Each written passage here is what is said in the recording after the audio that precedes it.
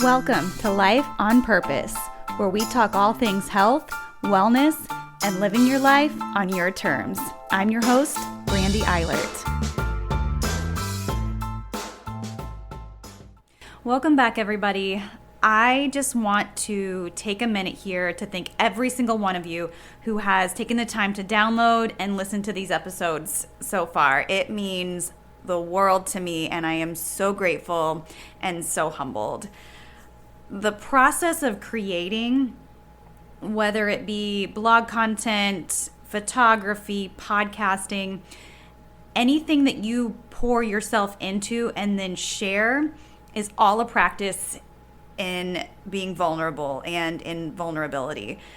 Exposing yourself in the form of your truth, in the form of your art, how you see the world, can be terrifying, and it can be actually really emotional. I know that when I create certain content, it creates this emotional release that oftentimes leaves me drained, but also feeling lighter than I felt before. It's not always comfortable to feel exposed, especially when you can be opening yourself up to criticism. But the rewards of vulnerability, though scary at first, can be abundant and ultimately lead to a deeper connection with yourself and those around you. And connection is a primary human need. So to deny vulnerability is to miss out on what being here on this planet with these people is meant to be. In her book, Daring Greatly, Brene Brown wrote, "Vulnerability is not weakness, and the uncertainty, risk, and emotional exposure we face every day are not optional. Our only choice is a question of engagement. Our willingness to own and engage with our vulnerability determines the depth of our courage and the clarity of our purpose. The level to which we protect ourselves from being vulnerable is a measure of our fear and disconnection."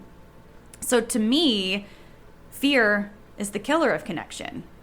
If we fear we're not good enough, if we fear speaking our truth, if we fear failure, and even if we fear success, we are literally squandering any chance for deeper connection with ourselves, with our potential, our peers, or those that our vulnerability could help.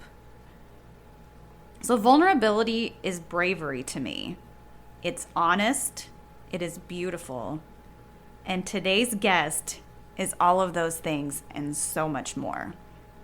Sarah Blizzard wrote her memoir entitled As a Result, and it illustrates a childhood overshadowed by the turmoil of alcoholism and its effects on her and her family. I am so grateful to Sarah for opening up on the process of writing the book, about her trials, her tribulations, and her triumphs.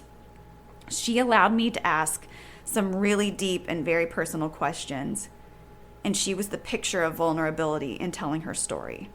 So I hope you all get as much out of it as I did.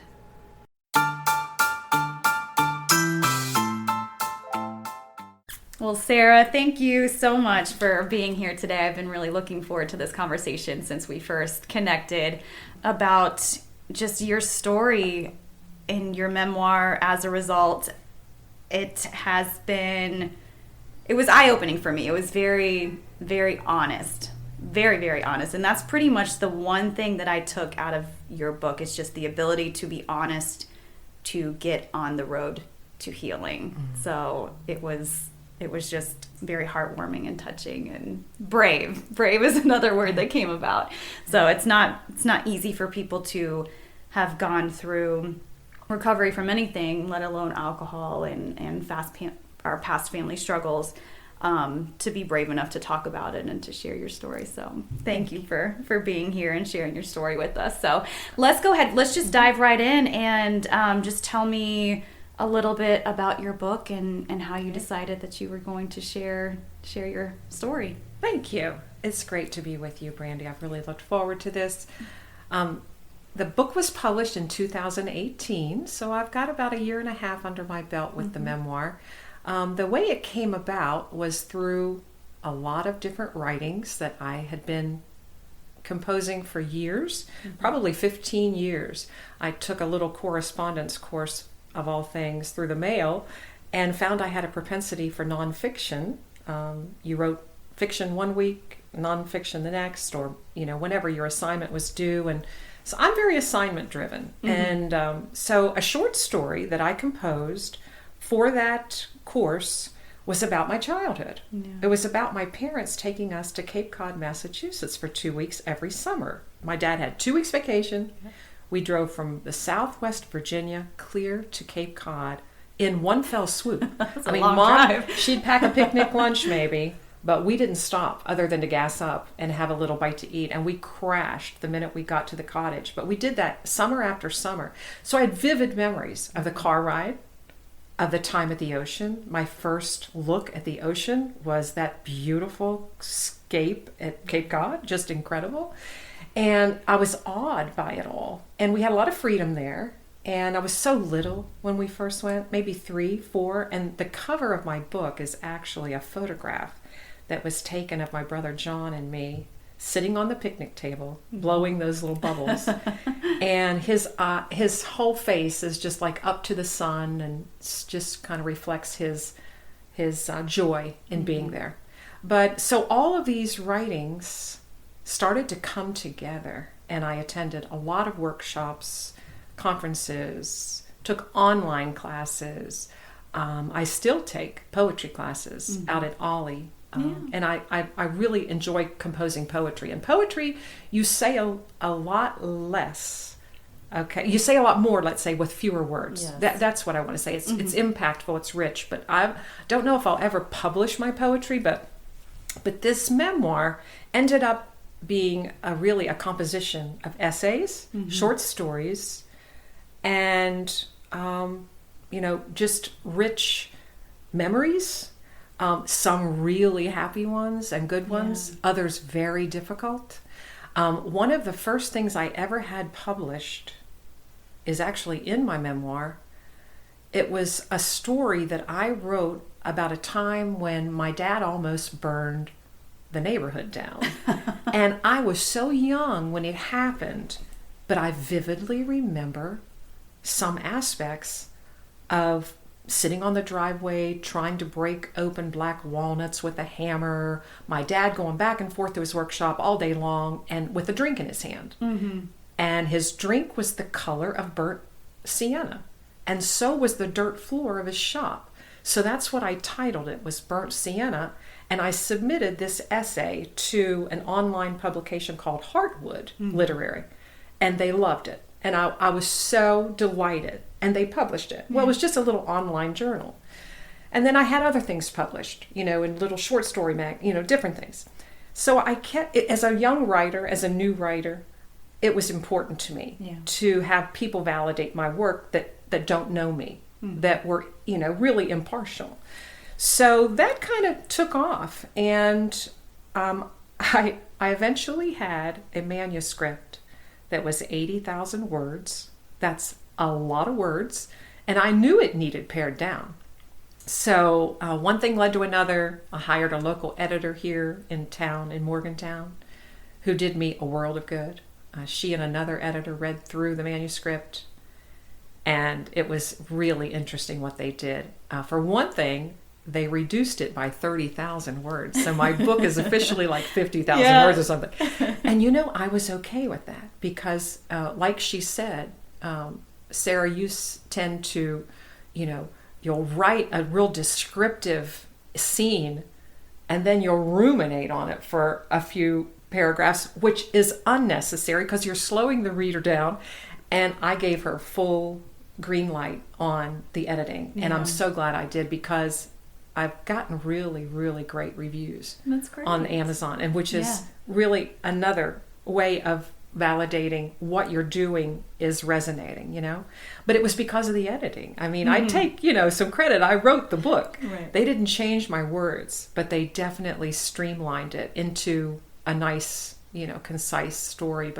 And then they did something else really wild. They decided to confront me that the book was not going to begin as I had thought it was going to begin. Mm-hmm. Which was about what? Well, I originally had the opening as the day my parents found out that my brother John, who's pictured on the cover, Yes. who I thought the book was really all about, the day that they found out that the troopers had found my brother's body up in Republic, Washington. Mm-hmm. And it was so devastating. But so I had this real dramatic scene in the beginning. And then I thought I'd go back through all childhood and then, kind of mention my marriage and mention my recovery from alcoholism and then, tie it up at the end. And they said, no, we think that your marriage story should lead the book. And that was really totally unexpected. Yeah. But my husband, who is in the book called Grant, he said, can you change my name if you're going to put all that business about our marriage? I said, yes, I can. I'll change your name and I'll change everybody else's name except mine and my brother's. Yes. So I will tell you, having been a recovered alcoholic now for 34 years, the Serenity Prayer has always been a very special gift to me. Mm-hmm. I've used it many, many times, especially in early recovery when I didn't know how to handle a situation. Mm-hmm. God grant me the serenity to accept the things I cannot change, Right. courage to change the things I can, and the wisdom to know the difference. So when I was going over that prayer again, and I was trying to think of a name for my husband, Grant just kind of stood out to me from the Serenity Prayer. That's fascinating. I had no idea. So he was okay with that. Yeah. And so that's how that came to be. And the reason I published in my maiden name, too, is really to keep the family's name, my marriage family out of it, his family and that kind of thing. But also, I went to create a website, and it was already taken, mymarriedname.com, whatever. So when I punched in sarahblizzard.com, it was unusual enough, and I got a domain right away. And it was important to me to have a website originally, where people could purchase a book, read excerpts of the book. Mm-hmm. And I've since closed my website down because it was just inactive. Yeah. And I tend to talk about my book in, open settings with speakers events and things like that. And I take books with me. I always have books with me. I keep an inventory at home. So I self-published with the blessing of my editor and my husband. And so I built a team. And I think a team is hugely important, that you're accountable to them. And so you're not just ego run riot or, I was never real insistent that my methods be adopted for this book. I would pray. I would sit out in the parking lot of the editors because I was seeing her on a weekly basis at one point. So almost like when you're pregnant, you have to start going weekly. It was kind of like that with the book. And I would sit out there and say, Lord, help me just to accept, that if she's got some, and she would have changes. Yeah. She would say, the way you've described this, I don't think that could possibly be. I remember one time I was talking about alcohol that my dad had stored, and I referred to it as like 150 proof. And she's like, Sarah, I just don't think that's right. So little things, bigger things. They did, if you don't mind me telling you this. No, not at all. I love one of the things that the editors did early on that just blew my mind. When you get in recovery for alcoholism and you start to take a look at your history with your drinking, it actually occurred to me that my first drink was as a toddler, okay? Mm-hmm. And so I had this scene, that was very vivid in my mind. My parents played cards every night, and they always had their drinks, and I would literally toddle up to their table. So my nose was probably right at that level, and I would reach for my mom's drink. And, I guess I was, beyond a sippy cup, or maybe not, but she would kind of help me. Yeah. And I would take some really nice gulps of that drink. Oh, goodness. And I loved the way it tasted. Mm-hmm. Now, isn't that strange that a little young child did, as an adult, the first time I tasted really hard alcohol, it was like, it burns, right? Right. But as a child, I guess your taste buds aren't quite developed. But anyway, so I had written in some of my, writings about my drinking history, and my one editor chose to put that story in italics at the end of a section, and it just reads like this. I toddle up to my mom's elbow. She sits at the card table catty corner from Dad. They're playing their nightly card game. I stretch up on tiptoe. I see their drinks and reach for Mom's. She holds the glass for me while I take a big gulp. When she tries to pull it away, I resist, tightly clutching the glass and begging for one more sip. She indulges me. She laughs when her bourbon doesn't seem to faze me. When I shiver, she takes the glass away. I sleep soundly those nights. Mm-hmm. And then Wow. my editor added the progression of my drinking throughout the book. So I like the way she decided to do that. It isn't like you're going to read my memoir and it's going to be a total drinking history, right? Right. So, Well, that's what I found so fascinating when I was reading it, is that it was very subtle. So you had all of these stories, and your memory's impeccable, by the way. I mean, for how young you started, it just, I was very impressed. But it was very, very subtle, like throughout the beginning, the earliest you can remember, to then when you get to adulthood. As a reader, you can see what's happening. You're not being very overt in saying this is what was happening to me, but you could see it, like, as the reader, this pattern that it was building up to. So, like, how it read was very interesting, where you could just see it. Yes. So good. yeah, Good. I And that's like how part it of the read. technique when you become a creative nonfiction writer. Creative nonfiction is my favorite genre because you take your real life situations, you make it come alive for the reader as best you can, and let them infer from that Right. what they're going to infer, or and as a young writer, I had a tendency to tell the reader way too much. Yeah. Hence the extra 30,000 words that they removed. So yeah, it's a learning process, but writing is a skill and an art, and I hope to always be getting better at it. Yeah. I think that's one reason I like to compose poetry. But thank you for saying that. Yeah.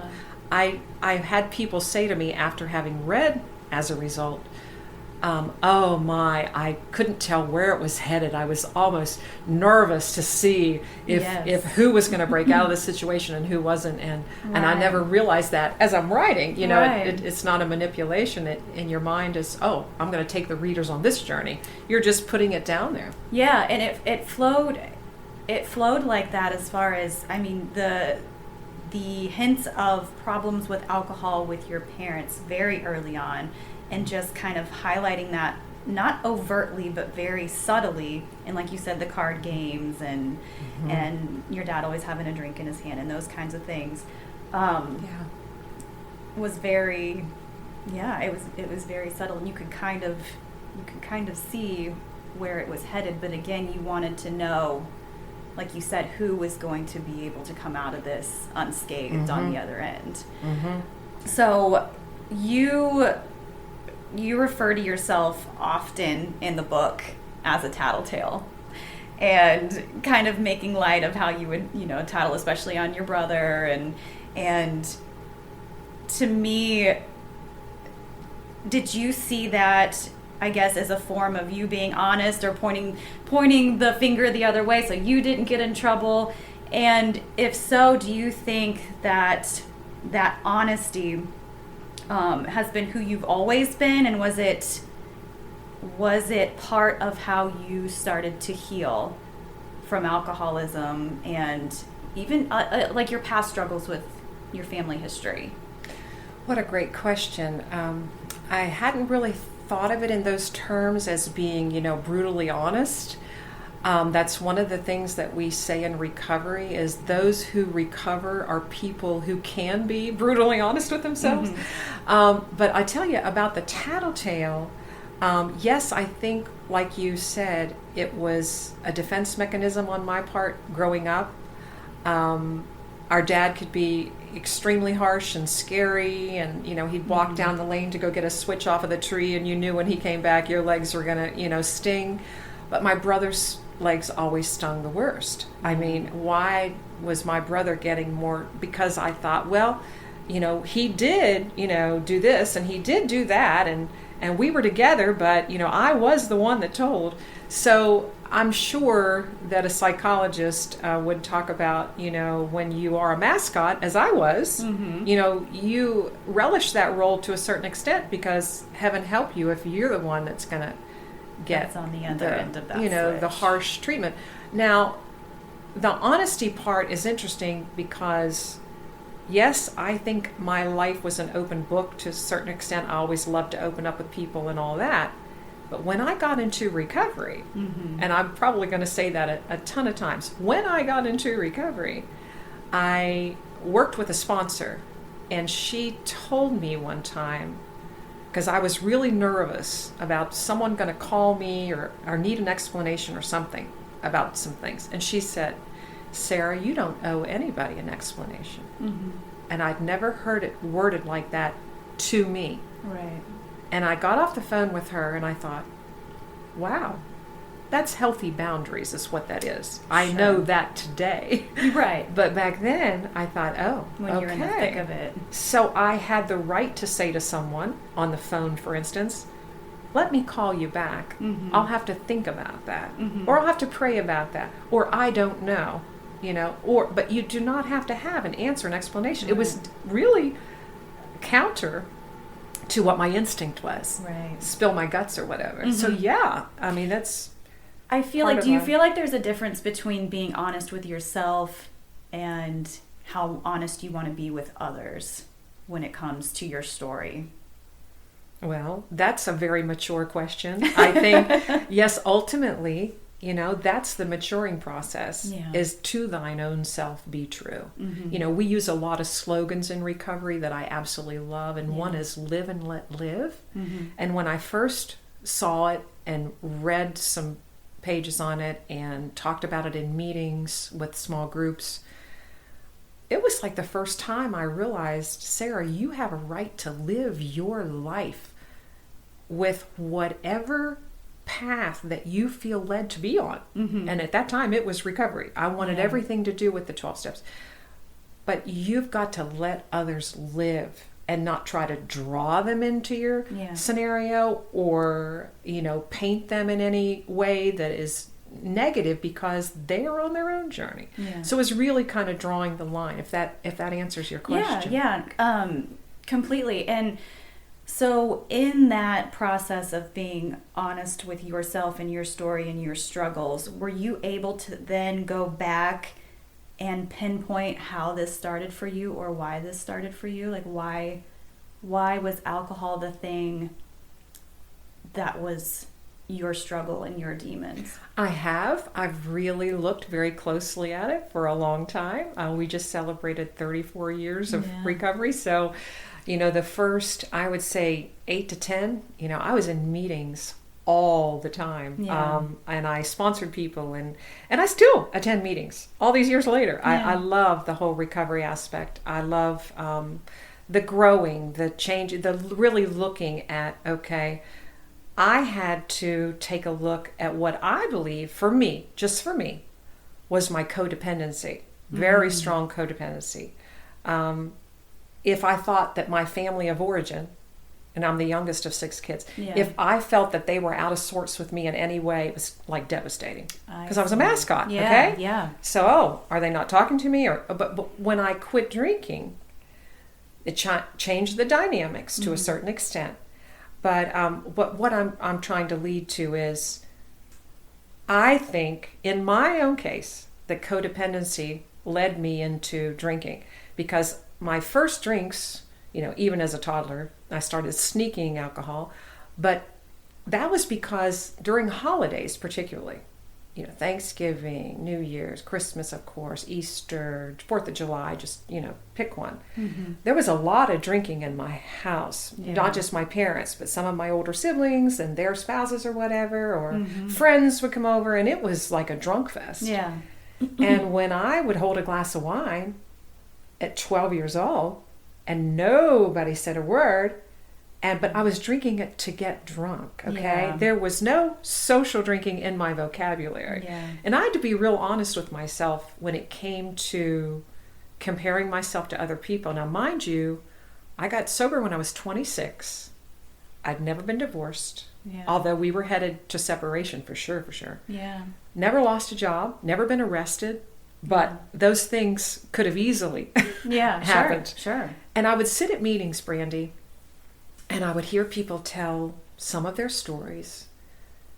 And I had a sister at the time who was dying of cirrhosis. Wow. At 55, my eldest sister passed away. Mm-hmm.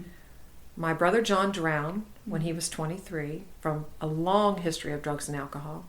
And I'm sitting there in meetings, and I could have easily said, well, I really just haven't gotten this that bad. You know, I probably got a lot more experimenting to do out there. Mm-hmm. But when I was really honest with the first step, which is we admitted we were powerless over alcohol, that our lives had become unmanageable. Mm-hmm. Yeah, my life was unmanageable. I was very codependent on my husband, who was 6 years older, whose drinking had progressed a little further than mine had. Even though we were drinking partners, we were bar hoppers, we had a bunch of friends that loved to drink out at the bars. Then, you know, one thing was leading to another, and we were getting into all kinds of trouble in our marriage. But I tell you that because, you know, who knows why I could never enjoy just having a glass of wine and walking away. I always drank for the effect. Right. You know, I drank vodka and orange juice. I drank, shots. I ended up at the very end of my drinking shots and then drinking. I mean, so the whole point of my bar hopping was to get oblivious. Yeah. And fortunately for us, we had, or unfortunately, yes, great enablers, because my husband's parents would call us and say, "Are you guys doing anything this weekend? We'd love to have the baby." And I go, "Oh yes, here, have the baby." Right, kind of unknowingly giving you more opportunities to go out there. So what was your breaking point?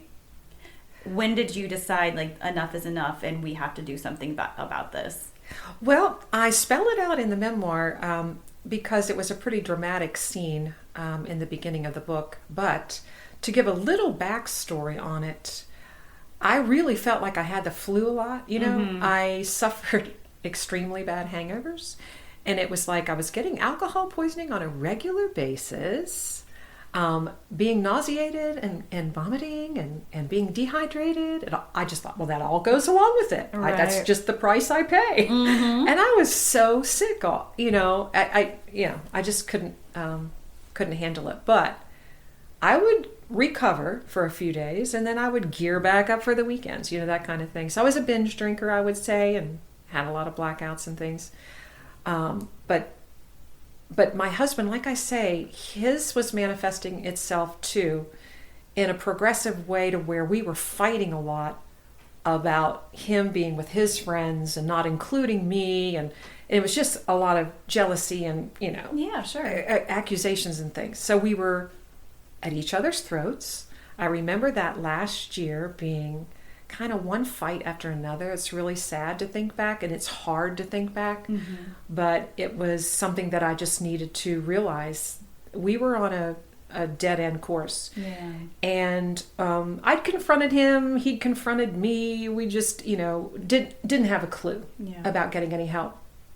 But the dinner party scene that I describe in the beginning of the book, it was just one of those earth-shattering moments, because it was obvious to everyone at the dinner party that my husband needed some help.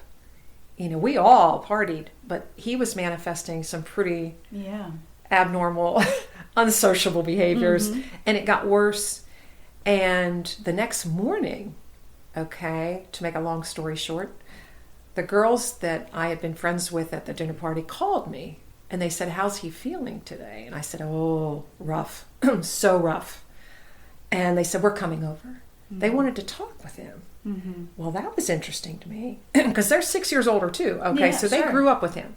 So that I felt like, they had sort of ownership of this friend of theirs who was off the rails. Yes. So they came to our house and confronted him. And as soon as they left, he went back to bed.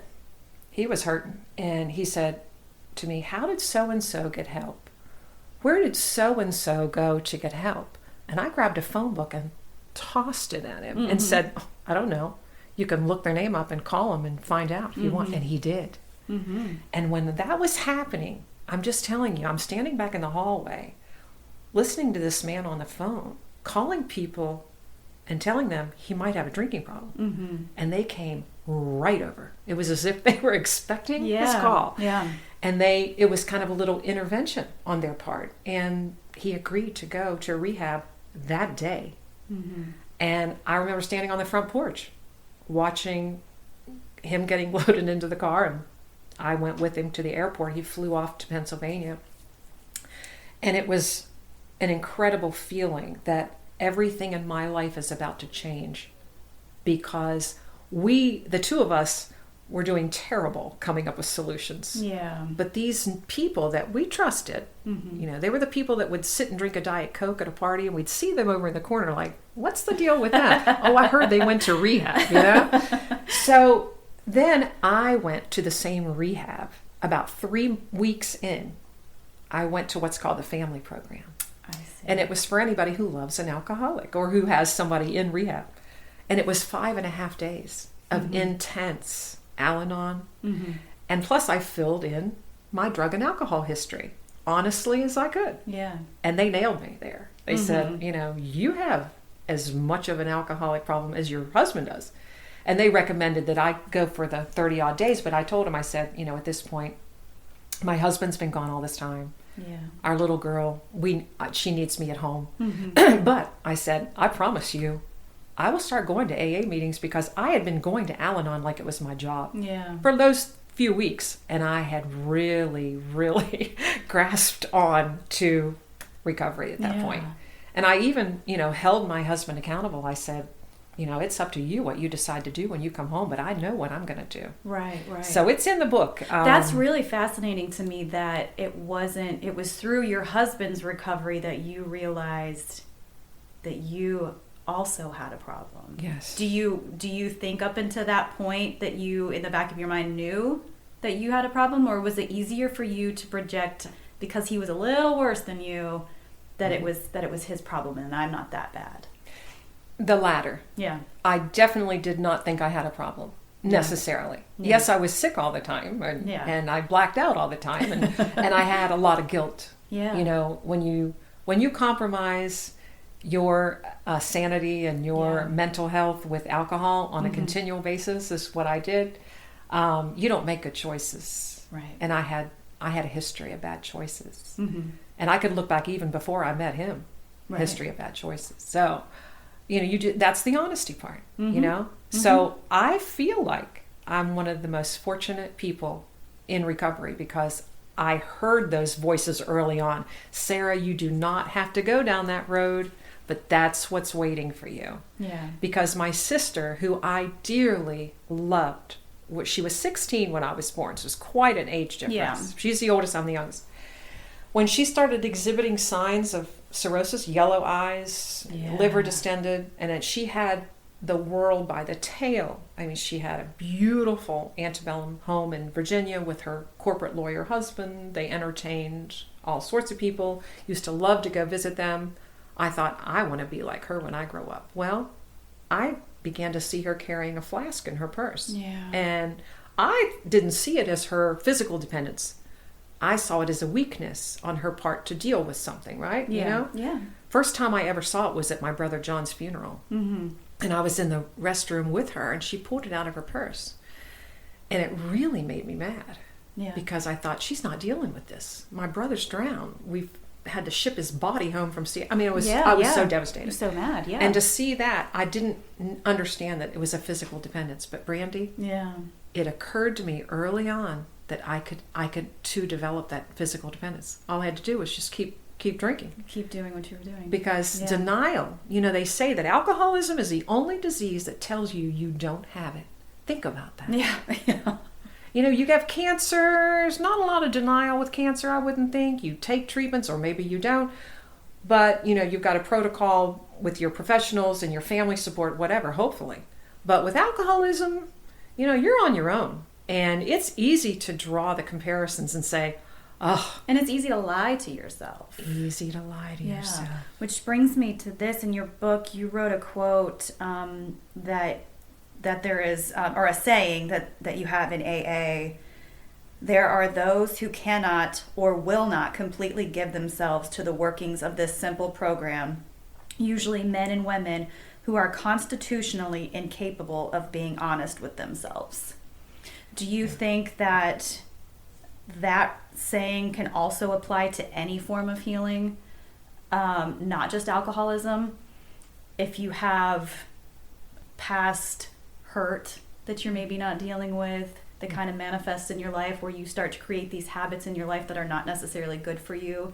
Yes. Do you think like just the ability to be honest with your past and your history and the choices that you make, can that be applied also? Just being brutally honest? Oh, yes, but it's so hard for people. Yeah. I remember my dad.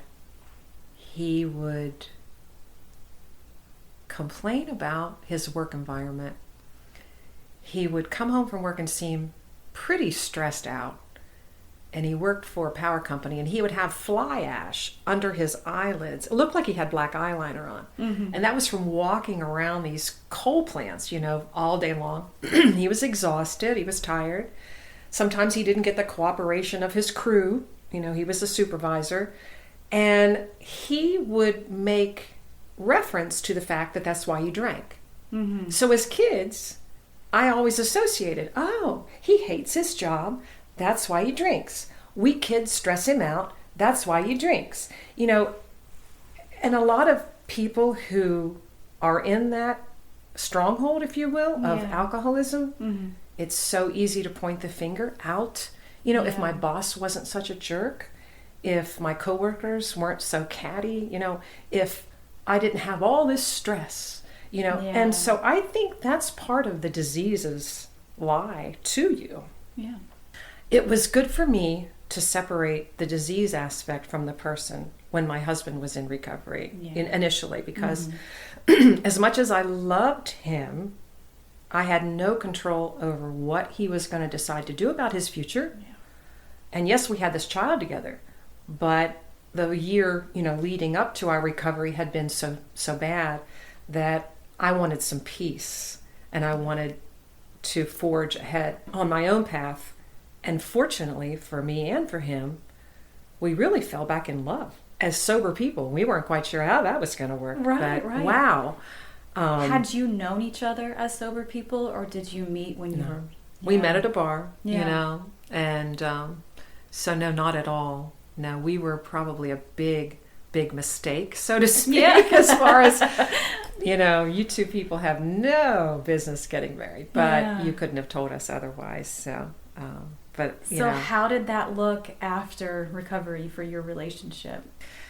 It was, from his perspective, I would love to hear what he would have to say about that, because he's real private about that aspect of his life, and I really honor that. But I spent so much time at meetings, whether he wanted to go to meetings or not was fine with me. I was attending meetings. I really got a lot out of the small group experience, just sitting and listening, and then sharing. But I would come home, sometimes share with him a little bit, but never really about who said what or anything. That was private, an anonymous, fellowship. But we ended up going to leader meetings. Our date nights were on Saturday nights at a leader meeting at the Vance Church in Wheeling. And we would both walk out of there going, wow, this is incredible, these people, their stories. Yeah. So a lead meeting is where it's an open meeting. Anybody who wants to know about alcoholism or recovery can go. I see. Okay, so it's an not open the anonymous meeting. part. Yeah. Yeah. There's closed meetings and open meetings. So it's good to know the difference. But lead meetings are generally always open. So we made it a practice, and he totally encouraged me to go to the meetings, and I had a sponsor. She and I would go to dinner together. We would meet and really, really delve into some stuff because I trusted her implicitly. Yeah. And that was cool for our marriage, because I never expected my husband to be my sounding board for all this stuff. Yeah. If that makes sense. Because your relationship had been so different prior to recovery. Yeah. Not real healthy. Right. So now, having gone through similar experiences and having gone through recovery simultaneously, almost made it to where you started to lean on each other. One of my favorite parts of my memoir is called Parallel Tracks. Mm-hmm. And when my husband was at rehab and I was at the family program, our respective counselors said, we want you two to meet together with us in the room, and we want you to talk about your expectations for when you're back home together. Mm-hmm. And I remember us, chit-chatting about that, and, the counselor would ask probing questions and we would answer. And she said to me at one point, how do you see your marriage from here on out as far as what you're willing to contribute? And I said, well, I think it'd be great if we worked like 50-50 on our marriage. And she said, what if you worked 100% to 100%? Mm-hmm. And I'm thinking, well, that's impossible. We're just human. How's that going to happen? Yeah. But then she said, picture yourself on parallel railroad tracks. And she said, you're side by side, but there'll be times when he's way out ahead of you on the growth spurt. Mm-hmm. And other times you're going to be way out ahead of him, but you'll still be side by side. I cannot tell you what that analogy did for me in my psyche, because it gave me hope. Right. And it also drew a line. If he is way behind me and, makes different choices, mm-hmm. I've got to honor that to an extent, but I've got to know what my boundaries are too. Right. I've got to know. So it was touchy-feely, kind of shaky. Yeah. That first year, I remember. But wow, the rewards, the way they came. Yeah. See, we had a child together, mm-hmm. and she was thriving mm-hmm. now that we were home. Yeah. And we were beginning to actually interact with her a lot more than we hadn't been. Yeah. So it was beautiful to see her. She really started to blossom. Yeah. Not that she wasn't. I mean, she was a terrific baby, but she didn't miss anything either. Yeah. And I that about killed me when I realized. I remember getting down on the floor with her and playing, and she had a little dollhouse, and she was play acting with these parents, these little dolls. Yeah. And she was, pretending one was me and one was him or something. And I can't remember what all she said, but I know it hit me in my heart so deeply that she was kind of reenacting something that she had seen or heard, mm-hmm. and it was not good, I didn't think. Mm-hmm. And I remember telling my husband, this child has not missed a thing, not when we're around her. And, we had really been having struggles. So now she's in her late 30s and the mother of our 3 grandchildren and happily married to our wonderful son-in-law. And, I look at her today and I marvel. Yeah. We could have really, really done so much harm to that child. Mm-hmm. And we're already, I believe, some. But I go to meetings occasionally, Brandy, and I'll see young moms come in. And they might have a baby in a car seat. Yeah. And they might have a bracelet on their ankle. And they might be court ordered. And my heart goes out to them because they might not want to be there mm-hmm. at recovery. But eventually, I'm hoping that they will want to be. I'm hoping that they'll hear something enough that they can hang on to, So, mm-hmm. Denial's very strong. And in the beginning, especially relationships, young marrieds, right. It's... Well, the comment you made about on parallel tracks, that could apply to marriage in general, not just marriages mm-hmm. that mm-hmm. are struggling with underlying issues, but just knowing that you have a partner that may be a little bit ahead of you, or maybe at some point in your marriage is going to struggle a little bit, and just knowing that you guys are kind of on the same track and working on the same track. I really like that. I love that analogy. But I do want to go back to what you brought up just now about your daughter at the time mm-hmm. seeing kind of where you guys were headed and just not missing a thing. There was a quote that you wrote in the book by St. Augustine, said, "Hope has 2 beautiful sisters. Their names are anger and courage. Anger at the way things are, and courage to see that they do not remain the way they are." Are you ever angry about your childhood? Knowing how you're, having children, knowing how their lives could have turned out had you stayed on that track, does that make you frustrated or angry about how you grew up and your parents' choices? Well, in recovery, we call it resentment, I think is a good word for it. Mm-hmm. And, it tends to come down deep and fester inside of you, that you didn't get to do this, or I mean, I was real involved in dramatics in high school. That was one of my outlets. Yeah. But my parents didn't come to the performances. Yeah. And it was because it would be strange for them to bring a drink into the performance. So they just didn't go out much at all unless they could have the drink with them. I remember waitressing at a restaurant, and I was promoted to be, the maitre d' or whatever, was seating people. And I went home and told them, I'm no longer just waitressing. Now I'm, a hostess. And they couldn't wait to see me in that position every day. And this was at Elby's, mind you. It was like a Shoney's. Okay? Yeah. There was no alcohol served in these places. And they walked in with their drinks, and the napkins are sticking to the bottom. And they were not staggering. Yeah. But when I saw them walk into this family restaurant with their drinks, I'm like, I just told the waitress, I'll handle this table, and I just carted them off to this little booth. And it's almost funny to think back. But, I think the biggest anger issues that I had to deal with regarded my brother John. Mm-hmm.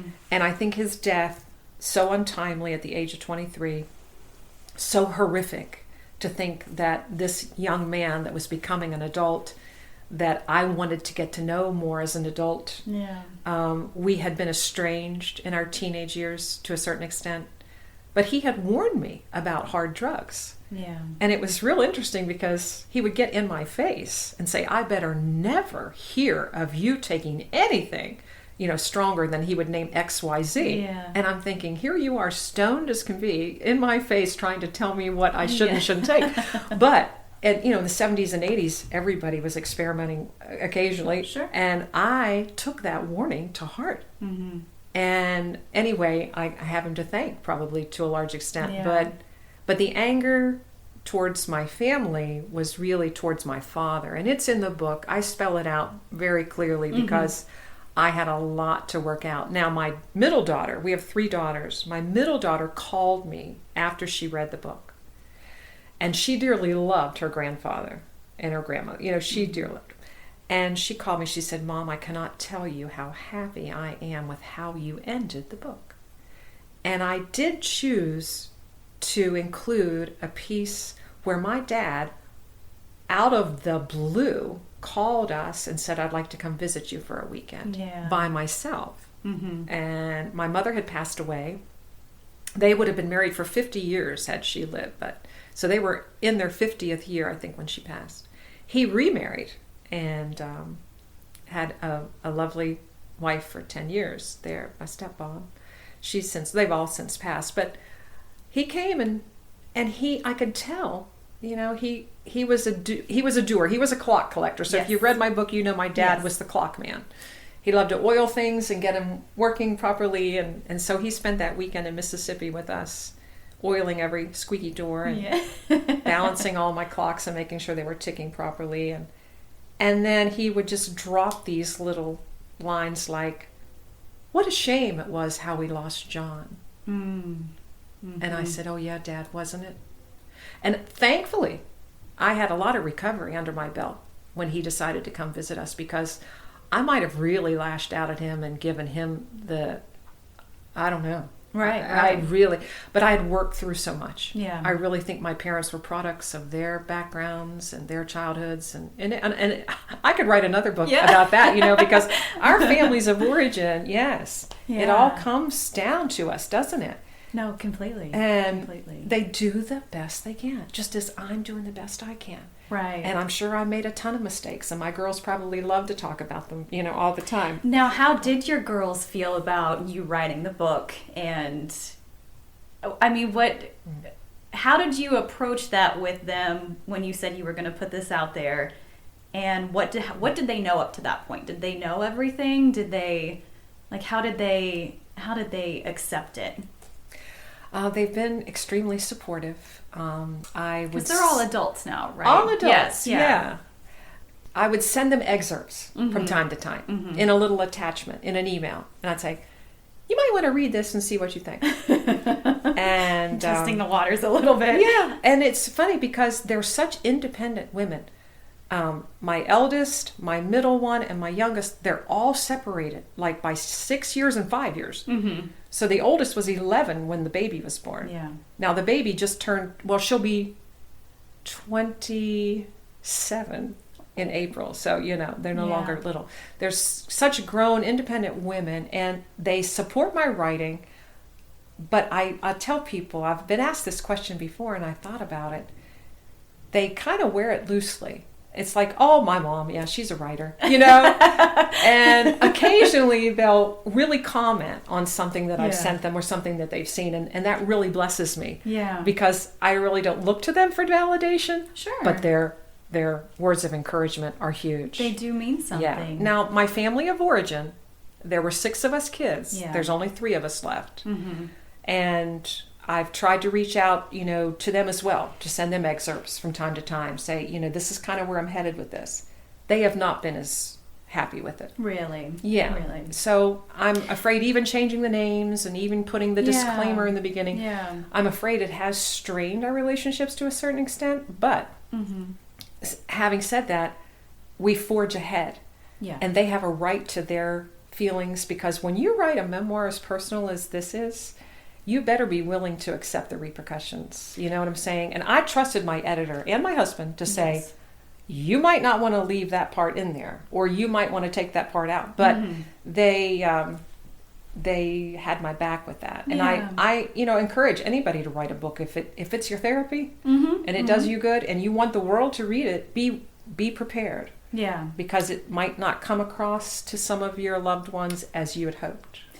And it's very interesting you say that, because even though you grow up around the same people and the same things are happening to them, their stories can be very different.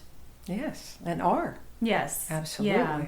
Absolutely. So the way that you saw your childhood and what was happening in your house and even after and what it led to can be very different for them. That's really interesting. That's really interesting. And it's that fine line of, this is my story, I have the right to share it. It may be different than yours, and kind of honoring how they may feel about it. Yeah, that's fascinating. I hadn't even really thought about it like that, like how they can see things very differently.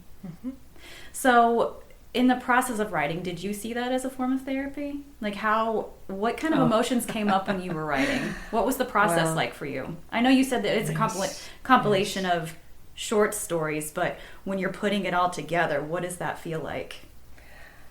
It's hard to describe how deeply impacted I've been by people's responses to my work in some ways. For instance, one of the pieces about Cape Cod that I wrote, I originally wrote a poem about discovering the beach for the first time, okay? And it was, a rather basic type of poem. It was prose, it didn't all rhyme or anything, but it talked about the adventures on the beach and trying to describe the impact that Cape Cod had on me. And I was in a writer's group at that time, and we were leaving the writer's group, and one of them pulled me aside and in the parking lot, and he said, that poem you read? I said, yeah. And he said, we've discussed it and we've shared with you, our feedback, but I wanted to tell you that even though you wrote it from a first person perspective the way you did, it's as if there's 2 people in there. And I said, really? And I started to tear up. Yeah. Because it was my brother John and I somewhere in the back of my psyche. So I would go home from those little encounters with other writers and think, okay, what's going on with me here?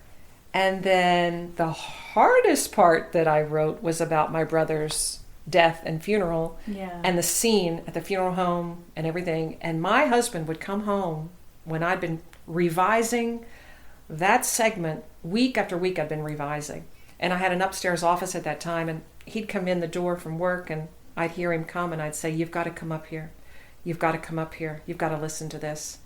And he would come up the stairs, and he was leaning in the doorway, and I said, I have to read you this. And I would read him 3 or 4 paragraphs of what I'd been writing, and I would sob as I was reading. Now, this is years after my brother's death. I mean, years. And he said to me, Sarah, if this work never sees the light of day, it has done you more good. What a loving thing for a husband to say to his wife. Because he could see the therapy. Yeah. I was just feeling it. I was just going with it. Because when I write, I'm there. Right. When I write about Abingdon, Virginia, I'm in Abingdon all day, which I really kind of enjoy because I love Abingdon.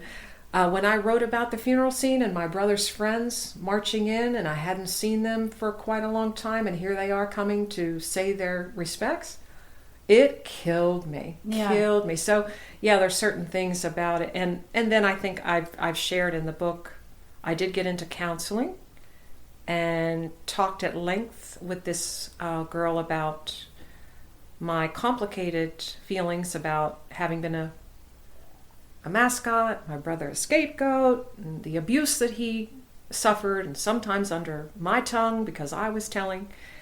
She said, have you ever thought about writing him a letter as if he would read it? And I thought, well, no, I never really thought about that. So I went home from that appointment and I tried to write the first word on a piece. I actually had a piece of paper and a pen, and I couldn't do it. It killed me to even start to have what I would consider a real conversation with a dead person. Sure. And I went to sleep that night. And I had this amazing dream. And it's in the book. And prior to that dream, I'd been having almost nightmares. I kept seeing my brother in people's homes. And I'm like, wait, we buried you. What are you doing here? Right. And he'd say, don't tell Mom, I've just been away. And this was recurring. So I really went through 5 years from the time I got sober in 86 to about 91, I guess it was, before I was able to release that, because that dream that I had, and I describe it in the memoir, it was like something out of the clouds, But well, I'll tell you that. I mean, that part of the book touched me especially. I started writing, like you, that's how I kind of released emotions about past childhood trauma for myself.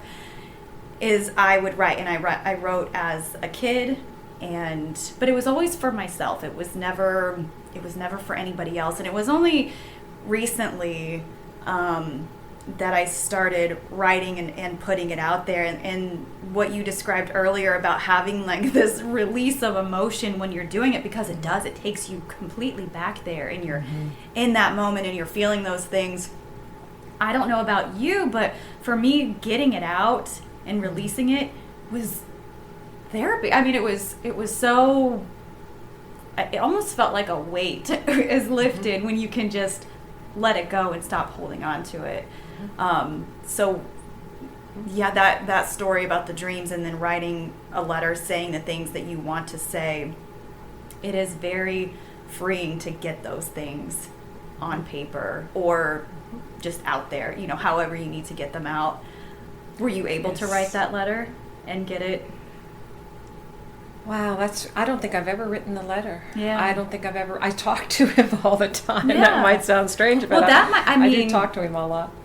In my mind, I do. Kind of the same thing. I mean, it doesn't necessarily have to be pen to paper, but there's another just saying aspect the things to that it. you need to say. I think I've heard this from a number of different people, that if you can go back to those places that shaped you, physically go back to those fields and that house and those yards, and there's something about place that also will trigger, I think, a lot of emotion, but also maybe some healing. If take somebody with you. I think that's always really good. A support person. But I've done that many, many times. I've been back to the places that we lived together and relived a lot of memories. And, I hope that this interview offers your listeners hope. If they're stuck in any way, there are ways to get out of that cycle that you're in. No matter what it is you're preoccupied with, or something wakes you up at night, you can't sleep. It's just impacting your life to a negative extent.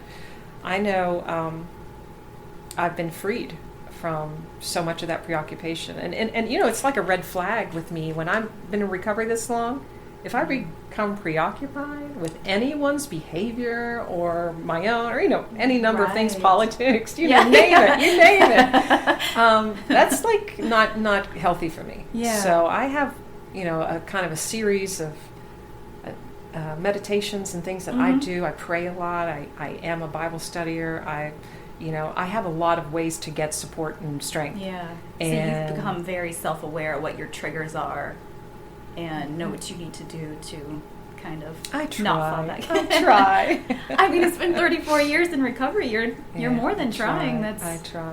Yeah. It's a very brave thing to do, to look inward and then to recognize what's happening and then do the work to fix it or to get back on the same path. And then it's even braver to stay the course. Thank you. That's a testament to just how strong you are. I've really enjoyed this conversation. Is there any advice while we wrap up that you would like to give, or any words of wisdom that maybe we didn't cover in the conversation? I don't know. I have a funny story, and I think I'll have to tell it now that I've said that. Yeah, please do. My husband and I, we grew up in Wheeling, and then we were students here in Morgantown, and he got his degree. We got our marriage license here. We moved around the state of West Virginia a couple of times, and then we got sober. He said, I really need to get out on my own. And so we went to Florida for 3 years and then Mississippi for 16. Yeah. And then through a series of hurricanes and events, we decided to come back to West Virginia. And we chose Morgantown, and we're awfully glad we did. The funny story is, so we came back here 13 years ago. So at that time, we've been sober like 20 years. And his family has a private box at the football games, and they wanted us to be included, which was so nice. And one of the family members gave my husband a list of alcohol to go purchase at the liquor store to stock the liquor cabinet.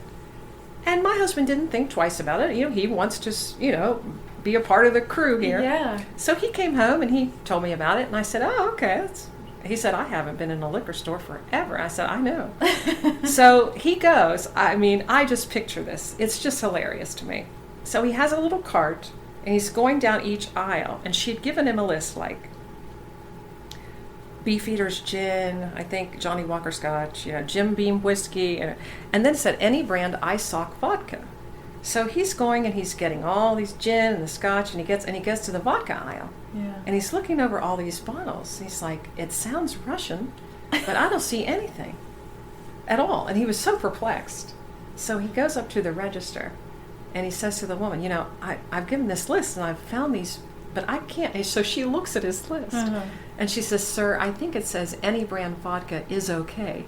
Oh my goodness. He'd read it ISOC. So we love to tease about that, But so we keep a sense of humor about things, It's just fun. And but we're at the bottom line so grateful. We do keep that gratitude alive. We talk about things together and how blessed we really are.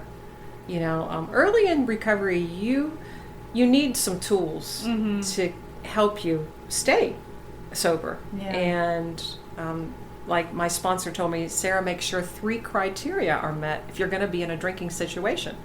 Number 1, is there somebody with you who knows your condition? Yeah. Number 2, what's your relationship with your higher power like? Are you feeling pretty strong spiritually? And 3, do you have a really good reason for being there? So those 3 criteria are something that just sort of stuck with me. Yeah. And then, she would tell me little things like park your car so that when you're ready to leave, you can leave. Easily. But if there's a reunion or, a gathering and you want to go, so those early tips helped me tremendously. Yeah. And we learned to take care of ourselves. Right. So we don't linger. If we go to events where there's alcohol, we enjoy ourselves, but we just don't linger. You just don't linger. Kind of, pretty much. That's fascinating. Well, this has been just an amazing conversation, and I'm so grateful that you were able to share with us today, and just thank you so much. You're so welcome. It was my privilege. Thank you.